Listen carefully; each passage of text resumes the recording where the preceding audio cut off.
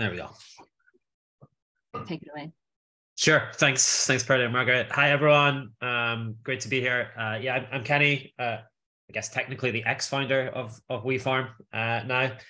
But yeah, I mean, WeFarm. So WeFarm, we built a sort of farming communication and marketplace tool, starting back in 2015 with an SMS network and platform that enabled farmers to kind of share information with each other, primarily in Africa,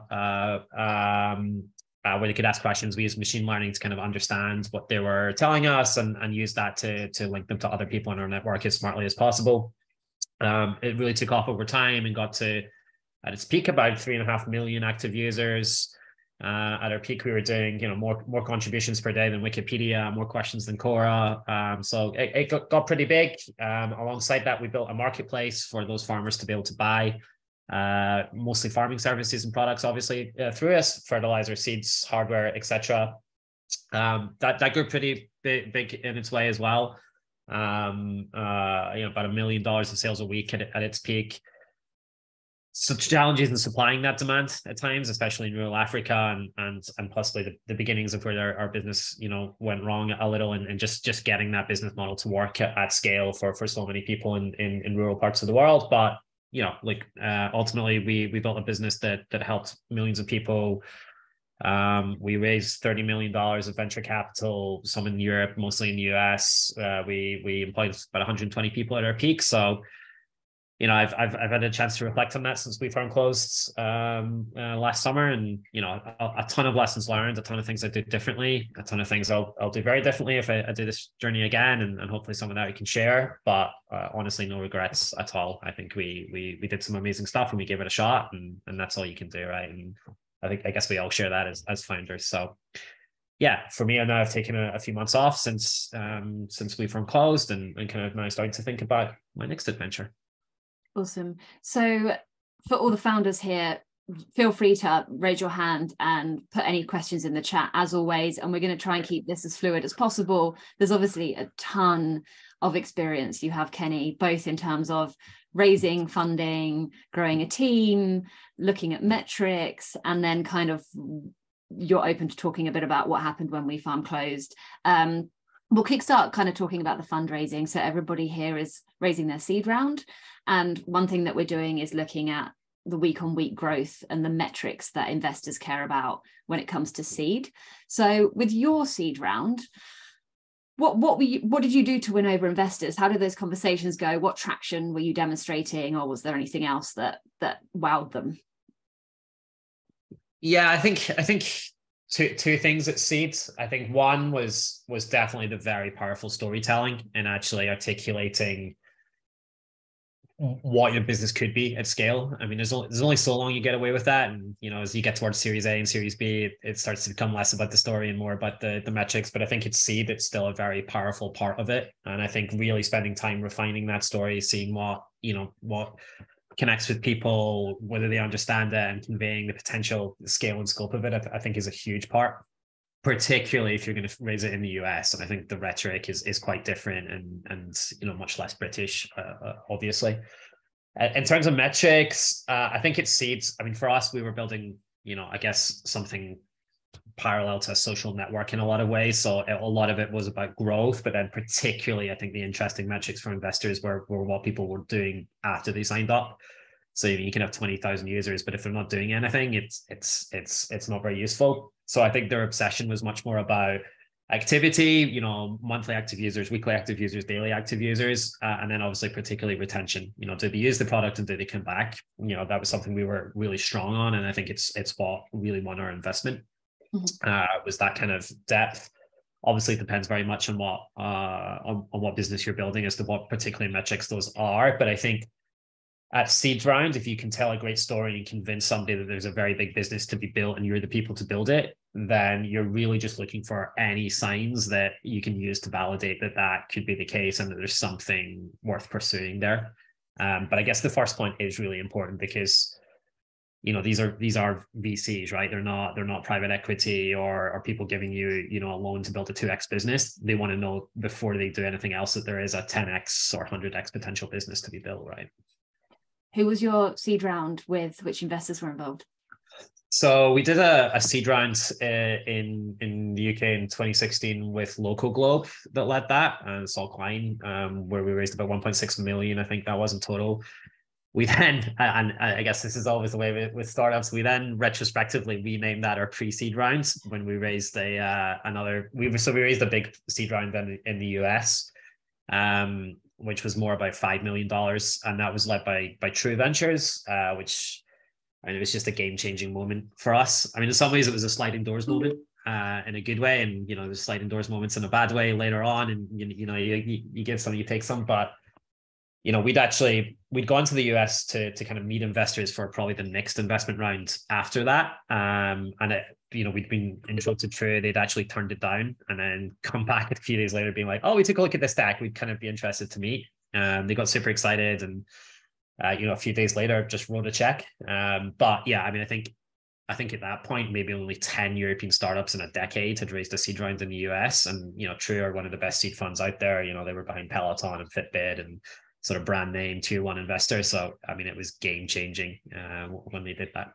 What was your approach to Local Globe and True in terms of relationship building? Did you go in cold, or did you ask for a warm intro, or did you already know them somehow?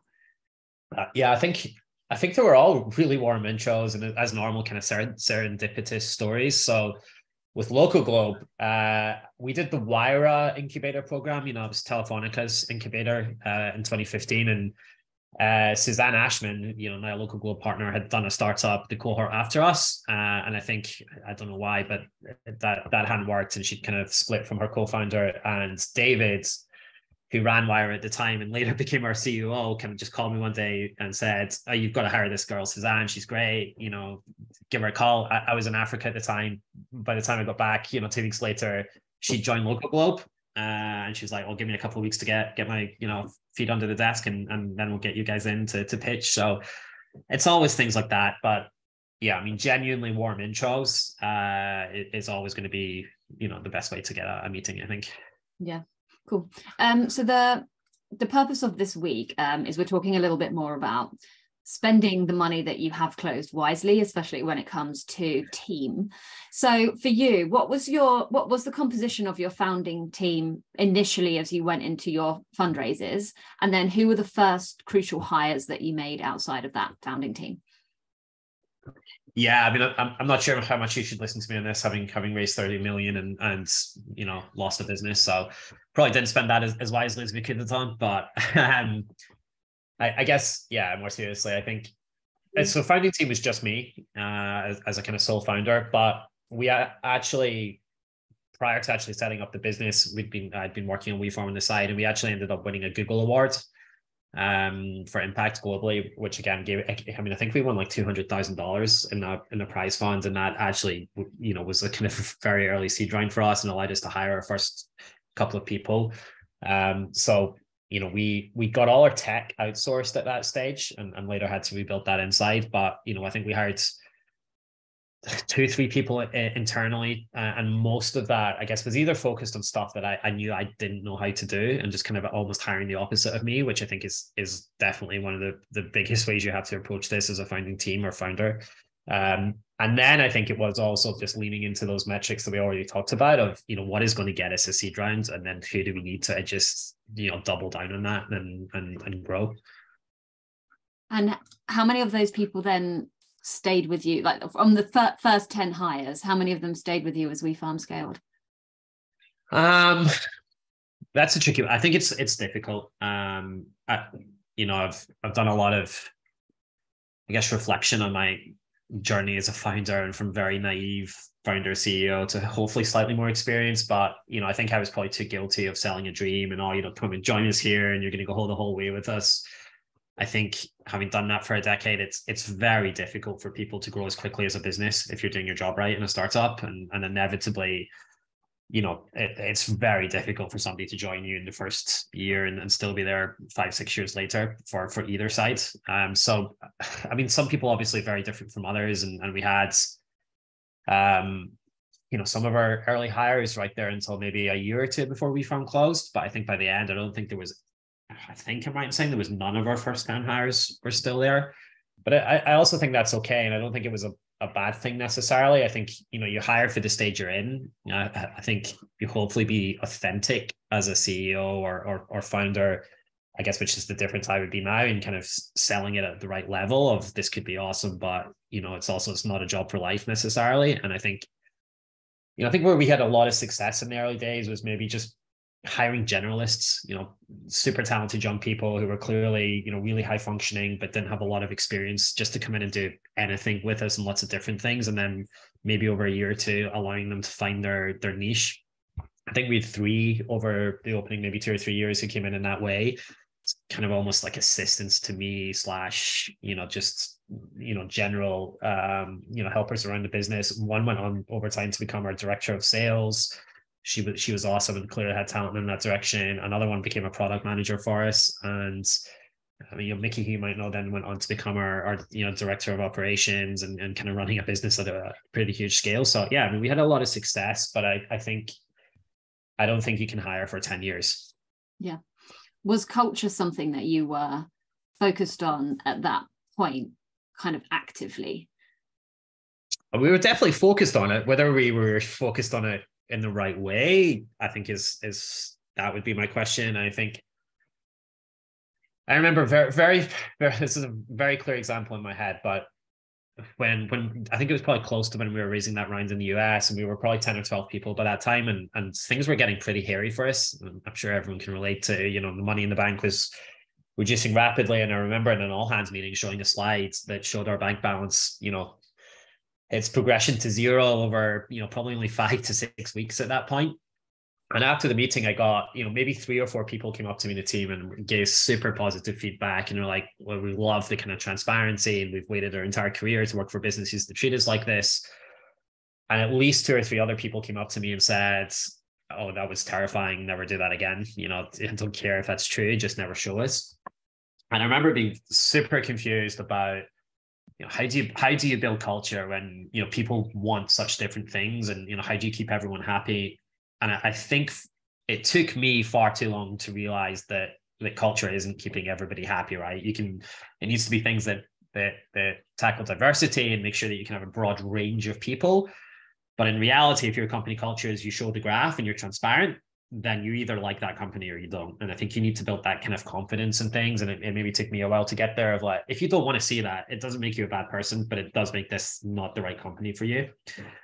So I think we focused on culture a lot, to go back to your question, but I don't think I necessarily got what it was and how you used it as a superpower to build a big business. I think by the latter years, we got there, and, WeFarm closing was obviously a really hard time, but if there was a silver lining to that, it was seeing the culture that we built, and the absolutely incredible response from, by that point, 100+ people company, and people are offering to work for free, and people who really got it. And I think, it showed that, trial and error, but we kind of got there in the end, I think. Yeah. Just out of interest, what was your life before WeFarm? What was your job? Was there like the founder market fit that people talk about when it comes to fundraising with what WeFarm were doing and what you were doing before? Yes, plotted history. I originally trained as an architect. Forced myself to a degree, but knew I didn't want to become an architect. Escaped to South America. Ended up helping an NGO there build construction projects. Originally for 6 months, stayed for 8 years. I specialized in building fish farms and water systems, mostly in indigenous community, which is where the seeds of the WeFarm idea came from. Boiling it all down, I was pretty scarred by the NGO world, I think, and a lot of good intention, but ultimately very paternalistic. And the idea of WeFarm is, well, what if you just use local knowledge and share it with people? And then I'd moved back to the UK to be what became the Cafe Direct Foundation. I was part of the startup team for that with one other person. And that's where I actually started building WeFarm more specifically with farmers, and was working in farming supply chains. So it's kind of a slow segueing into that world. I've done kind of startups and more social aspects. I mean, there's a lot of overlap, obviously, in building an organization or business, but I'd never built a for-profit business or anything, startup-y or techie before. So, that was a whole new world. And it was a big part of why I think we chose to do the Wire Accelerator, was knowing how underexposed to that world I was, and kind of wanting to surround myself by that environment. And was this your first time leading a team that would be 100 people, or did you do that before? Yeah, certainly that. Yeah, I mean, I've had management experience through those previous experiences, but which proved really valuable. But yeah, I mean, I think not only the biggest team I'd ever run, but the biggest company I'd ever worked for. So, by certainly a third of the way through the WeFarm journey, I was running the biggest company I'd ever worked for. And again, I was open about that with the team, and like, if we're getting things wrong, it's because this because of me. And I think tried to find that authentic voice as a CEO, and have that vulnerability, and bring people with you on a journey rather than pretend you know everything. Again, I think that's hard when you're new to it, but I certainly find that a much more rewarding way to lead in the long term. Yeah. Any mistakes that you think you made that other founders here who might be in a similar situation where they're building a company where they're leading a group of people for the first time might not make or shouldn't make? I mean, we could be here a while partly talking about all the mistakes. I think the biggest ones for me are around hiring and probably people management in general.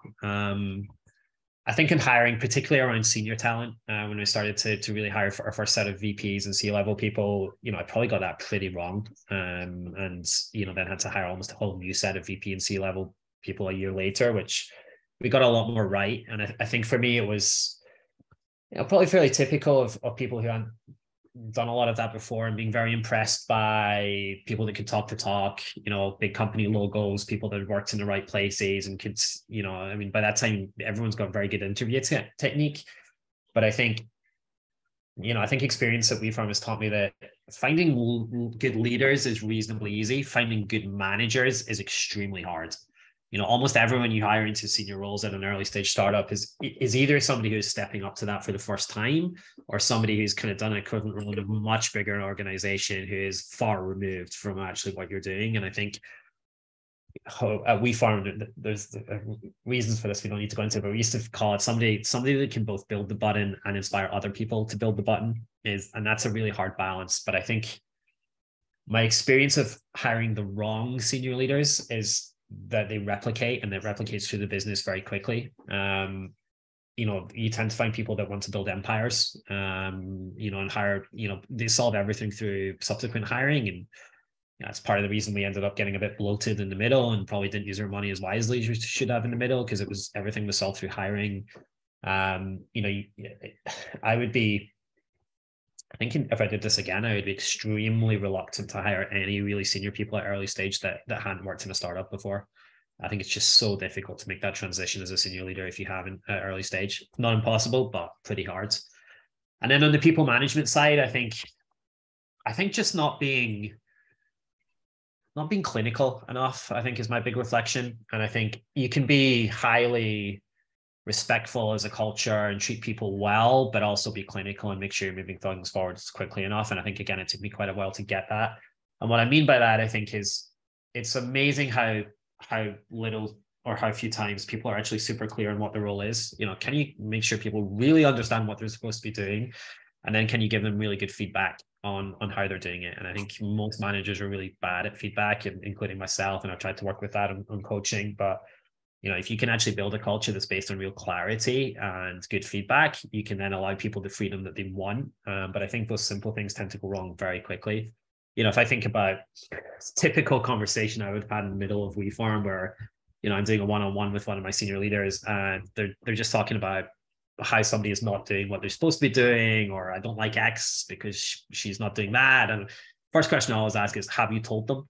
And almost always the answer was no. I just want to complain about it, and that's not management, right? And you need people that can, even at fairly early stage, you need people that can get the best out of others. So that was quite a long-winded answer, but there's a lot of mistakes there. How did you feel that your role evolved from being like the founder with a very small team to having a team of 100 people? What were you spending the majority of your time doing in kind of year 1 and then year 5 of the business? I think it's very different. I think it's, that classic transition from being founder to an actual CEO. I think at first I found that really hard, not being hands-on, being much more of a manager.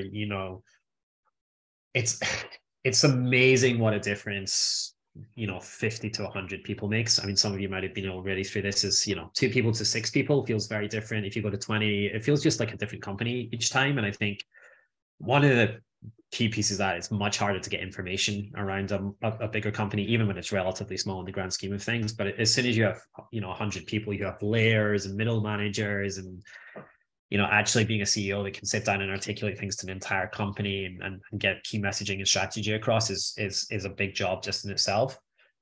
I put a lot of time into coaching, I think, and making sure that I was getting feedback from the other people in the business. When we did our Series A in the US, it was a condition of them as an investor, which they gave to all their Series A founders, is you have to do coaching from a recommended coach. And at the time that felt like a chore, but actually it was hugely rewarding. And I think one of for however much I found that a struggle at first, I think now I actually much prefer being a CEO of that kind of slightly bigger company than probably doing the 1 to 5 people piece. I mean, I'll do that again, but really I think that's where my skill set has developed to. And that's not going to be the same for everybody. And I think you need to be honest with yourself about whether you want to do that. But whatever the case is, I think it's a lot of work. Yeah. Can you talk us through kind of any other roadblocks that you faced scaling the business? And then we'll talk about what happened last year, and then we'll go through some of the questions that have come in on the chat. God, I mean, everything. I mean, I can barely remember a day without a roadblock for a decade. I'm sure everyone can sympathize with that. I mean, I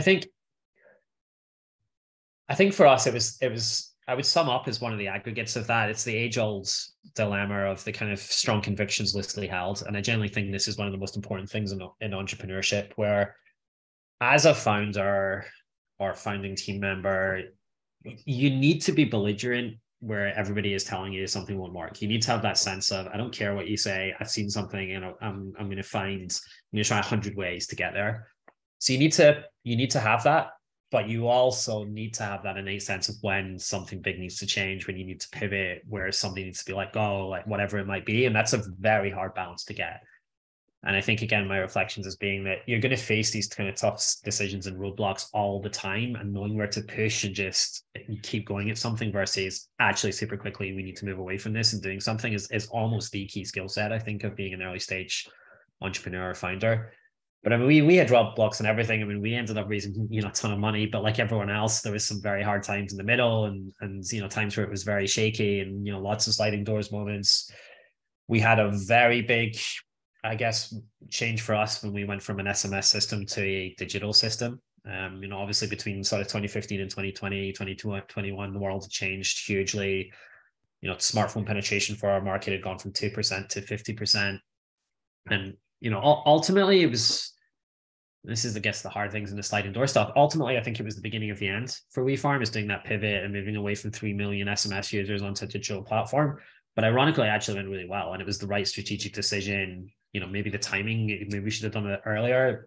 I don't know. That's an impossible question to answer, but and there's all sorts of these things which, I would look back on now and say, I honestly can't say if we made the right decision or not, even if it ended up, leading to bad things happening, structurally for the business. But yeah, I mean, these things it's just all the time. I mean, especially as your team grows, people issues are exponential. They're not linear.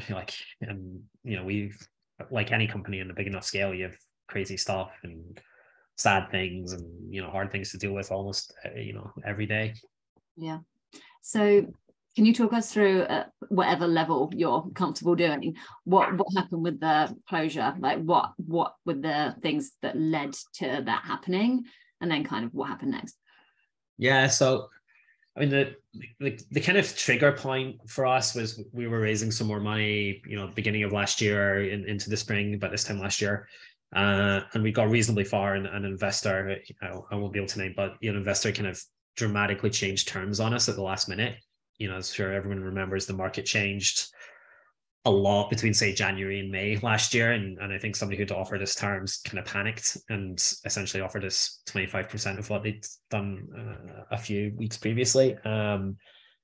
And at the time, that was just catastrophic for us. We were too big a business. The bus was going towards the cliff too quickly. And again, it's kind of sliding doors moments. We've had moments like that have gone for us in the past. And one of my big lessons is just how fine the line is between success and failure. And those two things are so closely related. So, had that one investor decision not changed, we'd probably still be there now. And, maybe going to 10 million users. It's insane that sometimes these things make such a big difference. But, because of the way the cash in the business was, that our board essentially had no option but to put us into administration, because, otherwise we would have been trading insolvently with our suppliers. So, it was the right decision, which, I backed as a board member at the time. It was just, obviously a shame that it got there.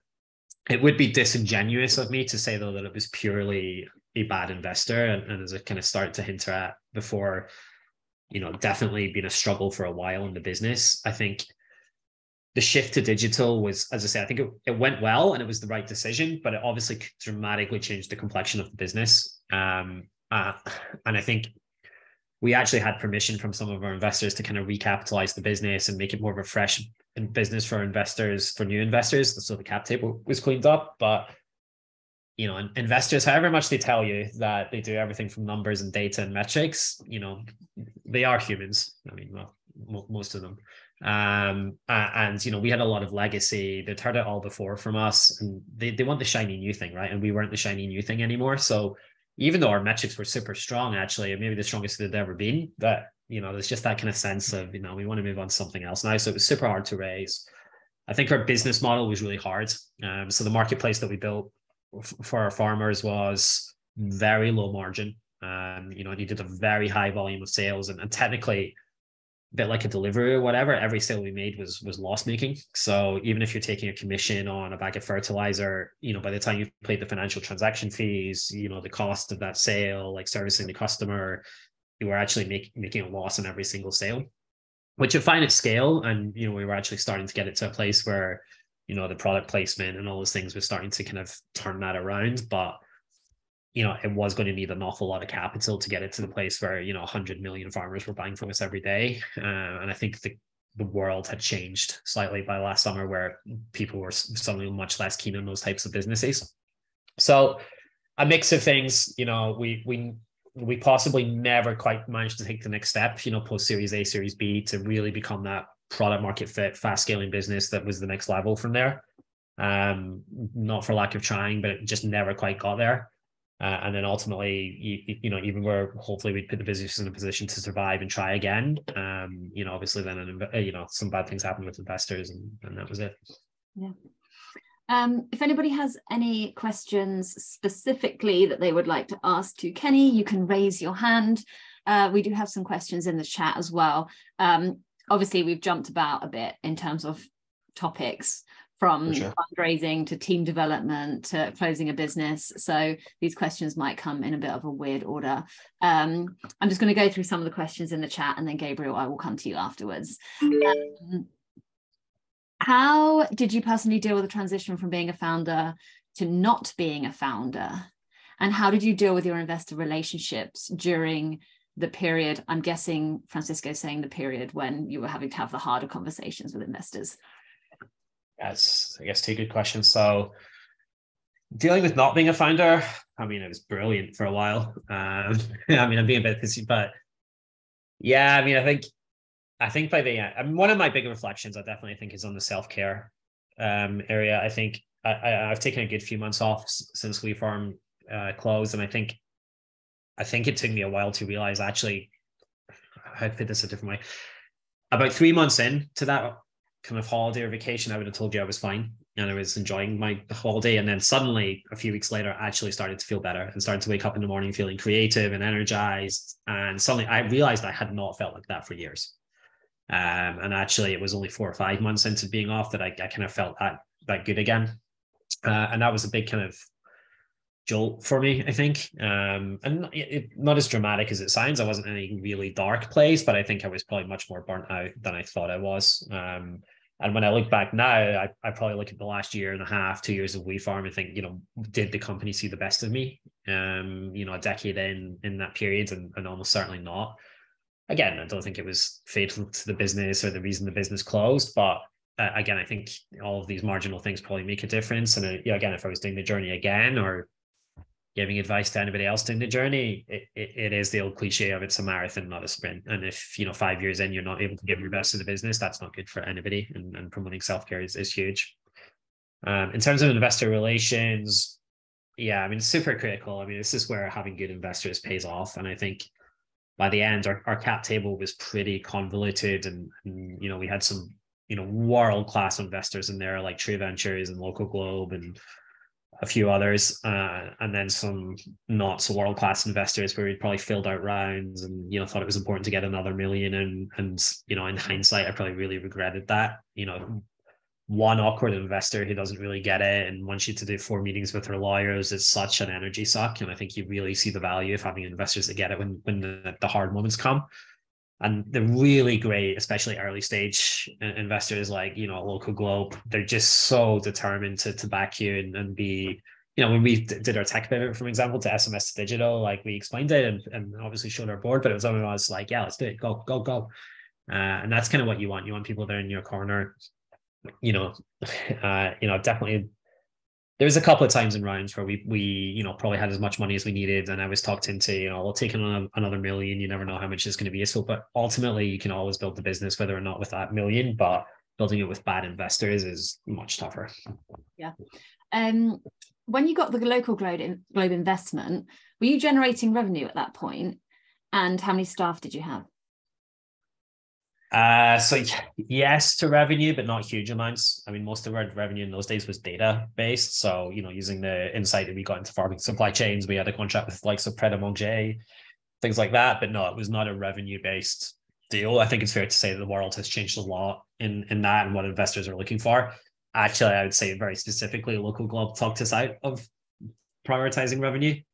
That's how much VC has changed in the last, decade. So I remember one of my first conversations with Saul Klein, we're talking about all the revenue experiences we were doing, and he was like, dude, what are you like? Nobody cares about 20K of revenue, just grow, grow, grow. In hindsight, I would never do that again. And obviously that's now very different in venture and raising early rounds, and revenue is now much more prioritized. So, I think we didn't build our business model really until we got to 1 million users. And that's a big regret of mine. So definitely focus on that. Yeah. In terms of staff, I honestly can't remember, probably 5 or 6 when we did our first round. Gabriel. Hey, thanks, Kenny. This is really, really interesting. I had a quick question. You mentioned that you hired a bunch of young generalists early on, and I am looking to do that right now. Sean actually shared a very useful link for that with Jumpstart UK, but I was just wondering, how did you find and interview young journalists when you did that at the time? Yeah, I mean, a mixture of different ways. I mean, I think mostly just through, open role advertisement and doing the pipeline ourselves. I think, and again, I think this probably led me very astray with senior talent. I think with junior talent, just instinct, and people are generally a lot less polished in their interview technique. It's much easier, I think, to get a sense of just awesome people. And there's I would definitely recommend you build something more robust than that. But I do think it's possible, especially with more junior talent to kind of just get a sense of people being really great. And I think for those generalist roles, as long as everyone's happy with that and just getting people to sample lots of different things, you get a pretty good sense pretty quickly of where their talents lie, what they're passionate about, and often they don't know when they join as well. So it tends to work for everybody. But yeah, I mean, I think one of those people came through some sort of formal internship program from a master's program at a university we'd linked to. The other two, I'm pretty sure, were just general hires that we, built a pipeline and found the people we liked. What key attributes did you look for in those people? I think the keyest one, if that's the word, was definitely just get shit done. People who just got that sense of, and we did this through kind of, I guess, scenario questions and giving people, non-obvious interview questions, but people who just have that sense of, I don't really know, but I'm Googling it now to find out. And by an hour from now, I'll have something on your desk. And I think that's really what you want, I think, from people. And they're definitely not going to get it right all the time. And that's not what you're hiring for. But, people who have that sense of go, I think is absolutely crucial, and nobody who's too analysis paralysis, because it's fatal in a startup, I think. Yeah, cool. Thank you. We were talking to a VC about this, and they said that they were talking to their portfolio companies about having employee number one as the actual job title. And people know that by employee number one, that means you're basically going to be doing everything. You don't have a set job title. You're just running around and fighting any fire that's going on. And people that work in the startup ecosystem understand that there is massive credibility about being an early hire. And so they're more likely to take more equity, maybe take a little bit less cash, get their hands dirty, get involved in everything. And you get the right kind of caliber of person, because that's the only person that will understand what employee number one even means as a job title, rather than trying to be like ops, marketing, growth person or something. Yeah, I mean that's a very VC thing to say, but yeah, I think right underneath it all.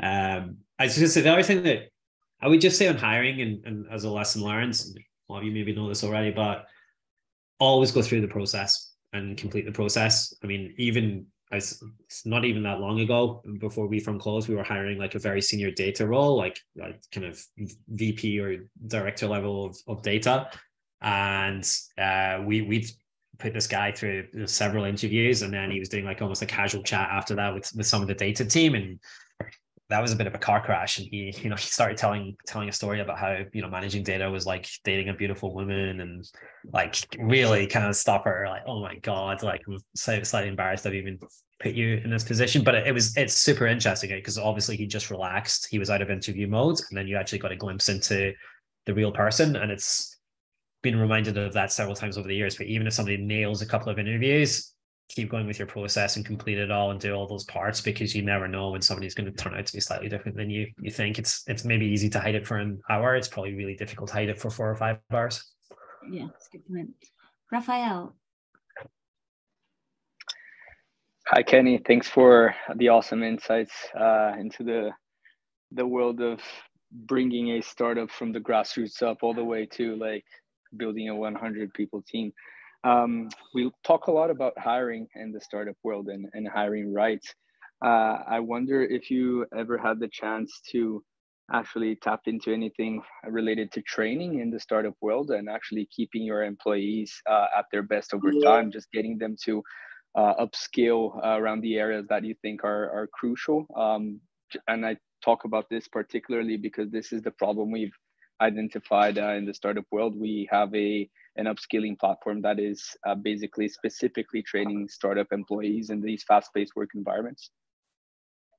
Yeah, no, it's I think it's a struggle for everybody. So I think it's a really good thing to focus on, and people need more help with it. I think we did it a few times, but where it was successful for us was normally where there was a very particular thing that was going to be crucial to that role. So for example, like negotiation training in like our sales team, and really doing like intense, quite expensive negotiation training that generally made a difference to people. I think the kind of more obscure or fairly general, the kind of training that people wanted to do, like, oh, I want to go on a coding course or stuff like that, I would think inevitably tended to be less effective for the business. I think we definitely tried to encourage and enable our team to move about between roles. But I think again, later, maybe in the second half of WeFarm, tried to be, again, back to my point about being respectful but clinical. I think you also have to tell people when it's I can't just let you become a product manager in the startup just because you want to. We don't have room to train and grow as a product manager and pay you. And I think rather than just try to keep everybody happy all the time, I think it needs to be a balance between enabling people to do the things that they need and are going to be great for the business, but also being really clear when it's not going to work, and that people would be better off moving to someone else if that's what they really want. And I think as startups grow, you want to keep churn relatively low, but you also do need some churn. It's not healthy just to have a team that doesn't change. And I think becoming a startup where churn is at a healthy level and also is a positive thing within the business, where, what I mean, like when we were quite early and churn was really low for us, people used to panic when someone left, and it would cause like a real cultural meltdown in the business. And people, why is this person leaving? What does that mean for me? again, that churns unhelpfully low when people do that. And I think you've got to build a culture where, people understand that and are glad for their teammates, and also accept that, if the time comes for me to leave the business, I'm going to be treated really well, and that's going to be handled really well. And I think it's important to build that vibe, obviously, for it not to get too big on the other side, but somewhere in that balance. In terms of hiring too many people, you kind of said, I can't remember how you phrased it, but like you were like fat around the middle, something like that. What learnings do you have in terms of making sure that you're hiring in the most efficient way? I mean, it's really difficult, right? Because the reality is, when you raise a big Series A, and we did 12 million in our first Series A, like, they want you to go out and spend the money as well. Like, they don't want you to squirrel that away for 5 years and be small. They were like, go invest in what you're doing and succeed or fail in the next 2 years. So you kind of have to lean into it. I think for me, it's about having the right senior people in place and making sure you hire the right senior team that are again going to lead and manage their kind of small teams. And definitely, if you get any sense of empire building, kingdom building from people that they just want to surround themselves by lots of other people, that's generally a really bad sign at early stage. We got to a stage at WeFarm where, and this is where the pitfalls lie, right? This is a classic story, I guess, for us. But we hired a paralegal or an in-house lawyer, I should say, at one stage. And on paper, that made a lot of sense. Like, our CFO brought a case, to a business case to me, where it's like, look what we're spending on lawyers every year and all of the stuff that we do. This is what it would cost us to hire a decent, part-time in-house lawyer. And on paper, that made a lot of sense. And technically, we actually did save money on that. The problem is that culturally, having an in-house lawyer at an early stage startup just started to change everybody. And I would hear things in product meetings, for example, where like, oh, we can't do this because we haven't run it past legal yet. And you're like, oh my God, like, we're not a corporate, like, where is this behavior coming from? And you've actually hired someone that's built however good that person is, that built the wrong behavior. Then they get really busy, and our CFO comes to me and makes a case to hire a paralegal to support the in-house lawyer. And you're like, this is getting completely out of hand. And I think it's the death by 1,000 cuts of just all these kind of roles that seem to make sense superficially, but actually, as a business, do you need to be getting this bloated? The more people you have, you're definitely not growing capacity linearly, because people need much more management, much more people issues, all the rest of it. You're actually, growing by tiny increments. I think some of the big lessons learned for me were, however hard it was at the time, when we did our big tech pivot, we had to do a fairly big redundancy round, and had to let go of like 20 people in the space of a single day, which, I hope we handled really well and respectfully for those people. And, super hard, obviously, for everybody. But, when we came out of that, the reality is that even though we'd lost 20 people, the capacity of the business was not massively different. And that was a big lesson for me of like, okay, so, we can do this a lot leaner.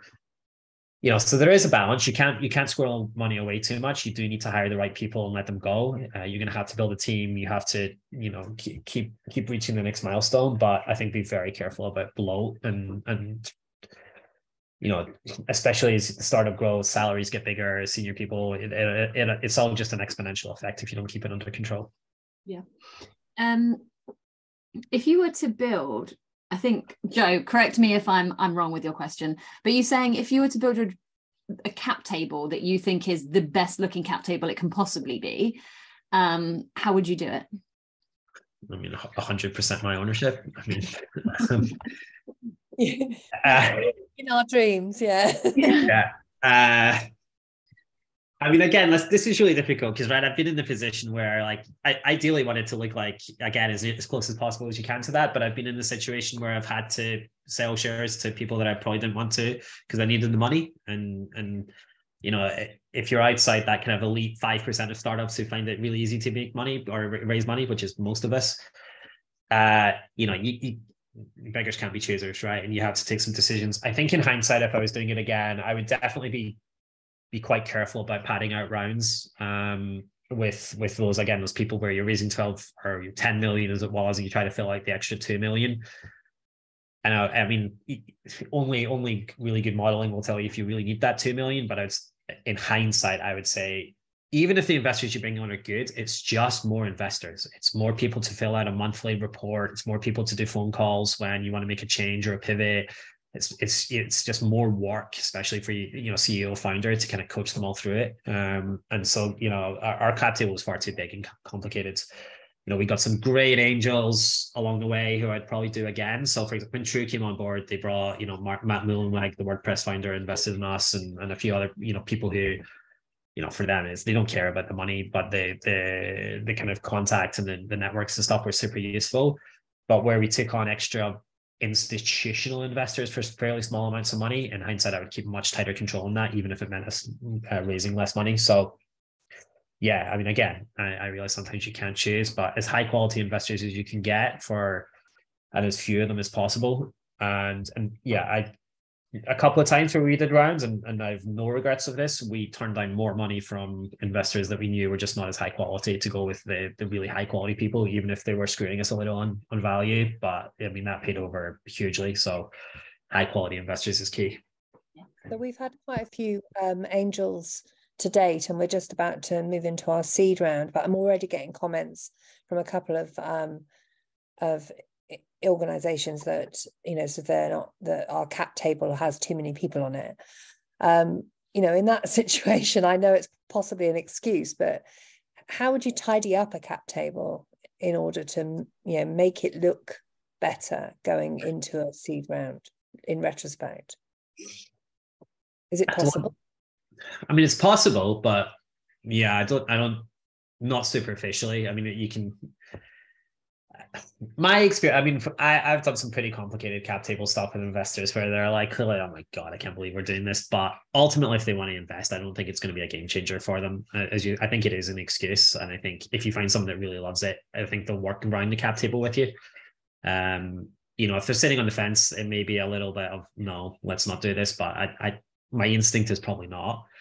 In terms of how you can actually rebuild it, that's pretty complicated once you have shares in play. But you can buy people out. You can, further down the line when you do a bigger rounds. One of the things that we did when we did, kind of our Series B was get that Series B investor to actually buy shares from other people. They get a mini exit and clean that all up. That's obviously all later down the line. It's seed level, unless any of them willingly want to walk away with no money, which is probably unlikely. Then there's probably not much you can do. I don't think. I'm not a lawyer, but I don't think so. Okay, thank you. Francisco.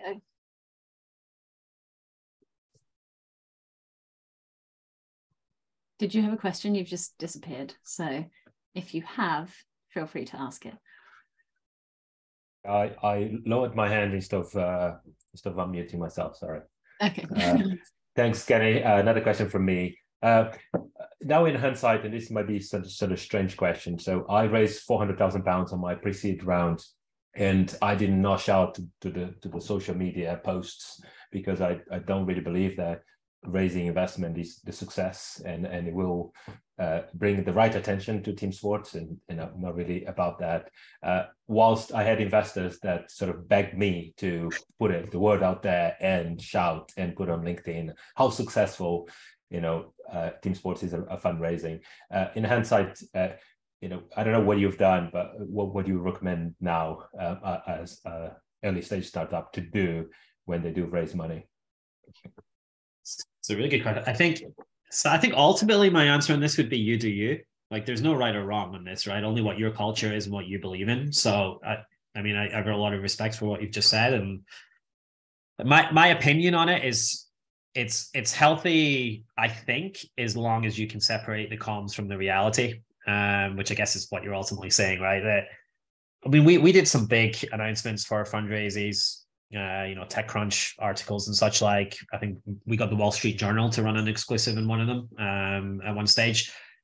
It was really helpful for us in hiring. We knew we were going to be hiring 20 people in the next few weeks, including senior people. Like, can we get them on people's radars? It was helpful for us when we raised with a big brand name US fund to get the word out in Europe, and it, created some FOMO and definitely created a lot of investors being like, oh, next time you're raising money, just give me a call. And that's all part of the game. So I think as long as you realize it's a comms exercise and there's some benefits, but don't get too carried away with it, because you're right, it's not success in itself. And I think you need to make sure your team and you keep an eye on that. So I think you can do both ultimately. Yeah. Got it. Thank you.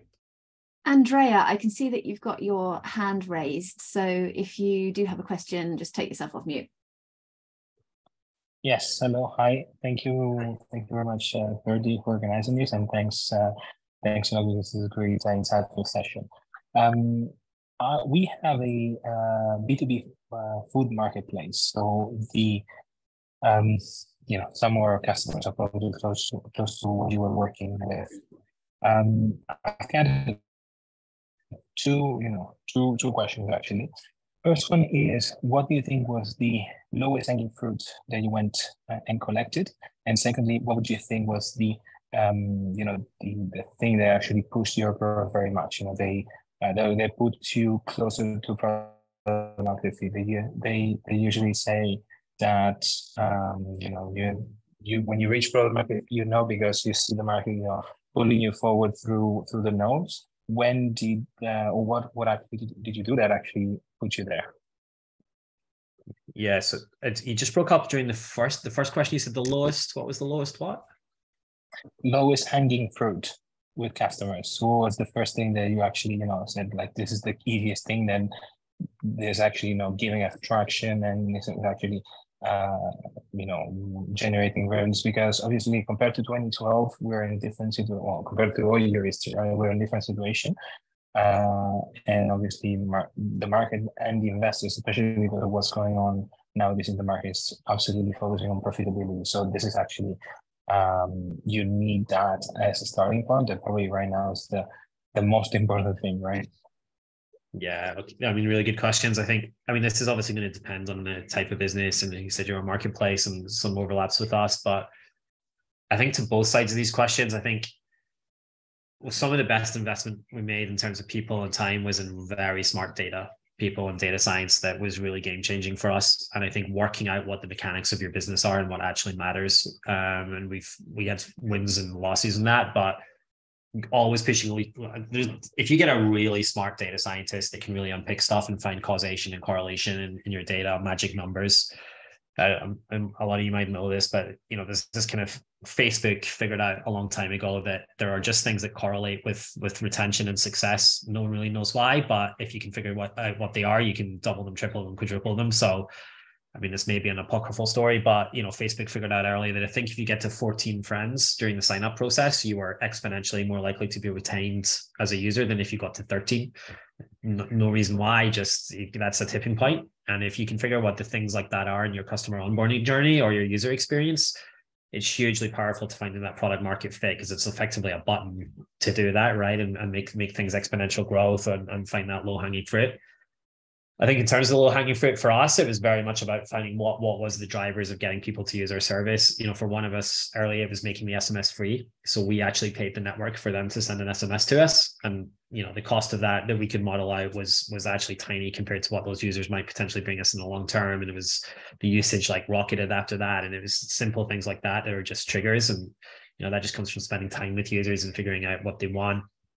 From the business model, again, we definitely put a lot of time into the magic numbers. The CAC and figuring out, CAC again for us turns out to be very superficial. We find channels, where the acquisition was super cheap, but if you go back a year later and examine what those users are doing, we find very big differences in channel. And actually the maths is extremely different if you look at a 12-month period rather than just how do you get people to sign up. And I think just people that can study all of that. And, we found within our network effect that the biggest trigger for somebody to send a question to us was receiving a question from somebody else. And that's a brilliant place to be in, because it's a network effect that you can just, all right, so let's make sure that even if it costs us more to send a question to 10 people than it would to 5, we get a ton of questions back and you suddenly build something very powerful. But so for us, it was all very data related to I think, if I understand correctly, the questions you're answering. In our marketplace, and I know this is quite common in our marketplace, the magic number was 3 or 4 purchases in the first 28 days. So there's a very big relationship between long-term retention and people making 4 purchases in the first 28 days. If they only made 2 purchases, they were only something like 10% likely to retain in month 2. If they got to 4 purchases or a weekly shopping habit, they were like 70 or 80% likely to retain in month 2. And if that's 1,000 people a month, that's, very quickly becomes a very big delta if you can get people there. So then our onboarding process and our discounting process and everything became about how do you nudge people to 4 purchases in the first 28 days and make sure that's as many people as possible. So that's how we kind of approach that side of things. Awesome. We have a minute left and we've got quite a few questions. So I'm going to ask all of the ones that we have. And then if you can give like a very short answer to all of them. Although the first question, which is difficult to answer quickly, was what was your marketing strategy to get your first 10,000 customers? I mean, it's in Kenya, so it probably is not particularly useful to you guys, but we did a lot of radio. We went out on the grounds. We ran a competition. We got like 100 local kids and told them that the person that could sign up the most was going to win a prize. And that was where our first 1,000 users came from. Oh, that's impressive. In your first initial hires, what was the retention rate? Very high for the first few years. And then, obviously long-term zero, as everybody moves on, but too high, I would say. We should have been more aware that not everyone's a great hire. Yeah. And when you were just talking about analyzing that data, did you bring in a data analyst, and at what point in the scale journey did you do that? Very early. So we hired a great data scientist who he just finished his PhD and was looking for something to do. He was our second tech hire, and learned to code on the side to actually be an engineer with us, but was everything we did was machine learning driven. So we needed that data science piece, and it was one of the first hires we made, and one of the best hires we ever made. Very unlikely you can build something consumer facing without data science. And last question that came in was, can a minority unhappy investor, so they have I guess a 1 to 2% stake, really cause a huge amount of trouble? And then how do you avoid that happening? I mean, legally, no, because unless you've really screwed up on the investment papers, because they won't have the rights to do anything. But they can make your life difficult, and that's not something you want, obviously. So probably from a technical or legal perspective, nobody in that situation can screw you over legally. But if you have to meet with them every week, it's not great. Yeah, just a time drain. Cool. Okay. Thank you so much for all of your insights. If people want to just follow your journey and see what you end up doing next, what's the best way for them to do that? LinkedIn? Yeah, it's a pleasure to be here. If anyone wants to follow up with me, I'm on LinkedIn, Kenny Ewan, KennyEwan@gmail.com as an email. And yeah, happy to help in any way I can. Awesome. All the best with everything. And thank you so much for your time. Kenny, we'll say goodbye to you. Everybody else is staying on for the next session. I'm just going to... Thanks, guys. Take care. Bye. Good luck. Take care. Bye, Kenny.